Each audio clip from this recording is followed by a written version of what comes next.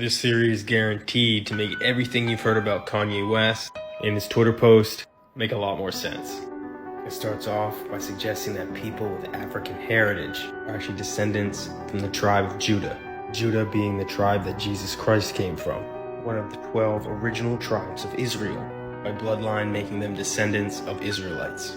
At that time, Jews, and they had just forgotten, because when the Assyrians conquered them and spread them out all across their empire, and after years of abuse, they made them forget. And that's been a big secret for thousands of years, used to keep control. And this theory suggests Kanye West is sick of it. And he got banned just for trying to wake you up. Because Rastafarians believe the exact same thing. They even follow Israelite laws, to the point where they grow their hair out into locks. Like how Samson in the Bible's locks gave him strength till they got cut off. Maybe Kanye just wanted you to keep your locks like Samson. A couple weeks ago, I made a video talking about the Grand Canyon and some of the strange theories surrounding it. Some creators were starting to speculate that the Grand Canyon could either hold ancient ruins or hieroglyphs that show a different part of our history than what we were taught in school, or that there are somehow portals or pathways that may lead to Africa or connect the Grand Canyon to Egypt in some way. Now, obviously, all that is just speculation, but I did happen to find a video that claims to have found ancient artifacts at the bottom of the Grand Canyon in a cave. I want you to check it out and let me know what you think about this in the comments.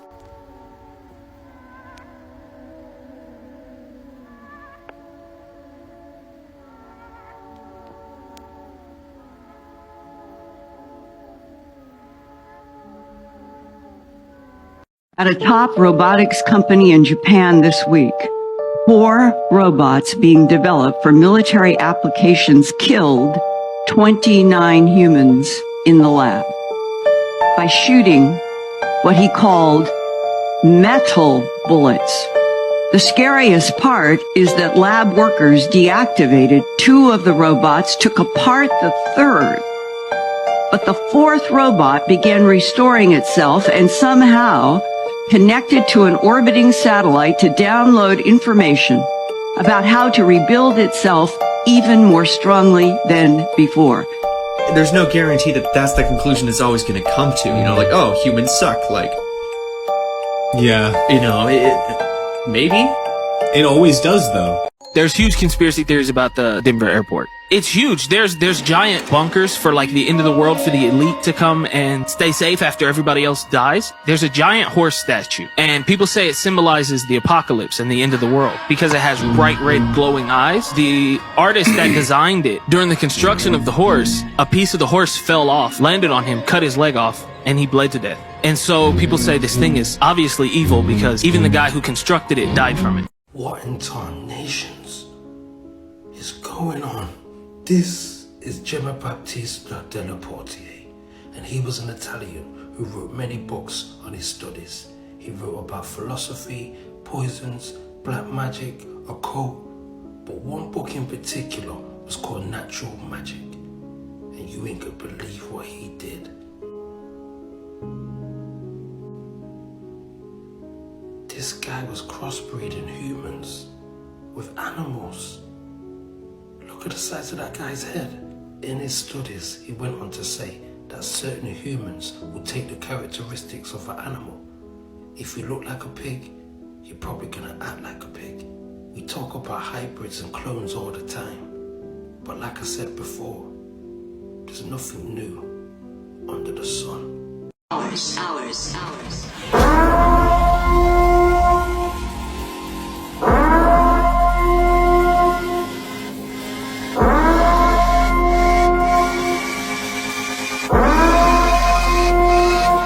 Blessed be our new founding fathers.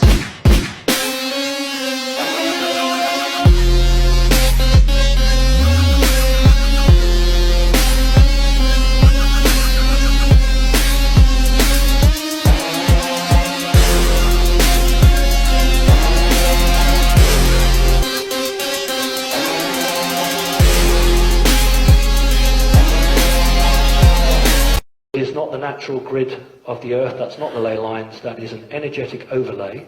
When you die, i.e. your physical body ceases to exist, your soul doesn't go back to source.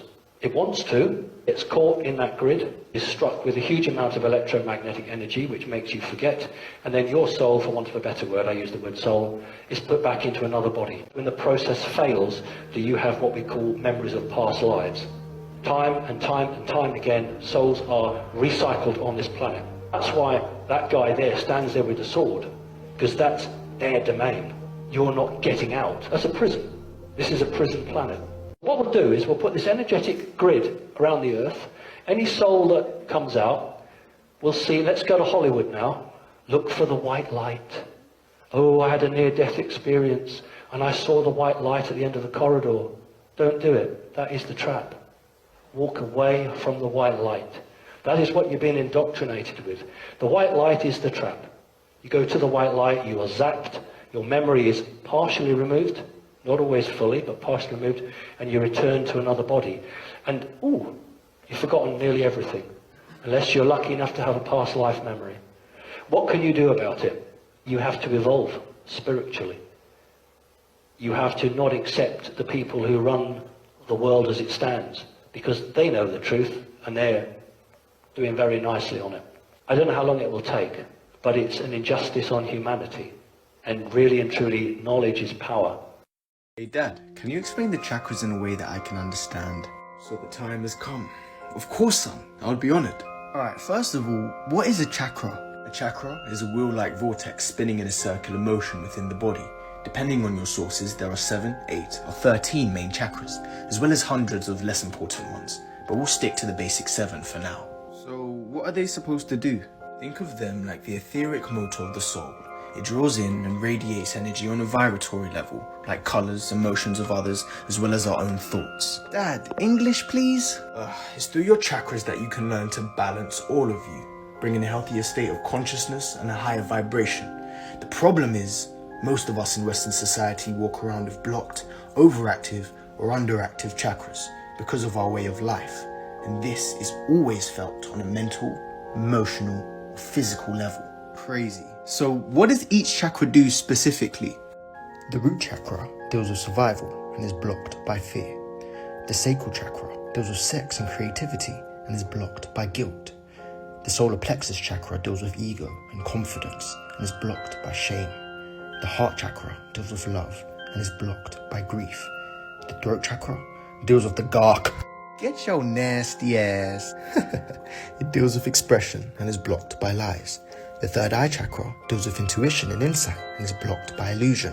And finally, the crown chakra deals with our spiritual connection and is blocked by ego. These are the 7 traits through which we grow and is at the core of our being. Do you remember a time where you were struggling with your ego or couldn't express yourself or didn't seem to have a heart? Yes, many times. Well, the reason is because of an imbalance within the chakras. I think I have a blockage in my heart chakra, Dad. Just slow down, son. Yeah, you know what chakras are now, but you haven't even begun to scratch the surface of this topic. For the remainder of this series, I will show you how to open and charge each chakra. After this, your chakra system will be aligned, and you will finally experience the harmony of mind, body, and spirit. Damn, this information is priceless. Where did you learn this, Dad? I wouldn't have to teach your little ass if you just followed Jay Kaizen, goddamn. So, the government has finally released documents saying that consciousness, astral projection, and the law of attraction is real. But how does the law of attraction actually work? So the law of attraction states that the energy that you emit in your electromagnetic field is the energy that you attract towards you. This is why, like Jamaicans say, if you're nutty, you attract people that are nutty. No, but for real though, this is why you attract people in your life that are exactly the same as you, because you guys are aligned on the same frequency. Or if you believe in yourself and you have a lot of internal power, you attract a lot of abundance to you. What you think directly affects how you feel or your emotions, which then guides what you do and the energy you emit. This is why thinking positive is so important and making peace with the worst case scenario that you're afraid of so that it doesn't affect your electromagnetic frequency. What you believe is what you become, which is what you attract. Honestly, the best way to hack the system is just to know that what you want is already yours. Because in knowing this, you vibe as though you already have it and attract it to you very quickly. Remember that what you are is what you attract. Reality is basically the evolution of for the consciousness or God. It basically proceeds in this evolution through different densities of consciousness. The first density is the elements. The second density is higher forms of animal and plant life. The third density is us, humans, which are self-aware. Like right now, if you go to your dog right now, your dog is not really self-aware. They're conscious, but they don't know that they know. They don't know that they're conscious. They're just experiencing reality. So it's just different expressions for that consciousness to experience. And even in plants, there's a consciousness. And I think everything is consciousness fundamentally, because everything is the consciousness.